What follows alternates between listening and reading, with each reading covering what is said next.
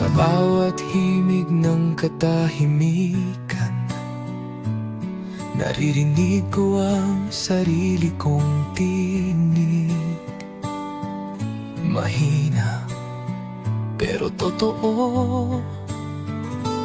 Sa salamin, may lalaking sugatan, ngunit nakangiti pa rin sa nakaraan. May peklat sa dibdib na di makita, ngunit gabi-gabi siya'y umiyak mag-isa. Pinili kong mahalin kahit masakit, kahit alam kong ako'y mauubos. Dahil ganito akong magmahal, buong buo, kahit kapalit ay sugat. Hindi lahat ng umalis ay walang saysay, may iniwan silang aral sa buhay. At sa bawat luha na aking tinago, may tapang palang unti-unting nabuo.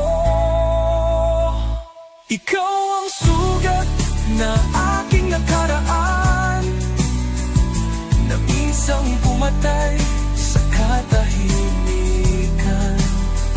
Ngunit ikaw rin ang dahilan kung bakit marunong na akong maghilom. Mahal kita noon, mahal ko pa rin ang alaala. Pero ngayon, sarili ko muna ang unahin. Dahil ang pusong minsang nasaktan ay karapat-dapat ding halin. Marunong na akong ngumiti ng totoo, hindi dahil may kasama kundi buo. Tinahi ko ang bawat piraso ng damdamin sa musika, sa dasal at sa pag-amin. Hindi ka masama, hindi rin ako mali, nagtagpo lang tayo sa maling sandali. May mga pag-ibig talagang dumarating para turuan ka kung paano maging matibay. Kung sakaling muling magmahal, hindi na takot, hindi na bulag, dala ko na ang aking halaga. At ang pusong marunong nang magpatawad, sa puso ko payapa pala'y mahala. Ikaw ang sugat na aking nakaraan, na minsang bumigat sa aking tangan.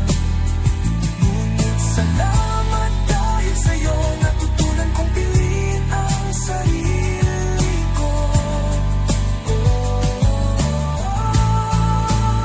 Hindi kita isusumpa, hindi rin babalikan.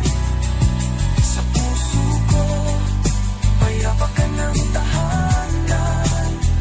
Dahil ang sugat na minsang umiyak ay naging lakas na hindi na kayang wasak.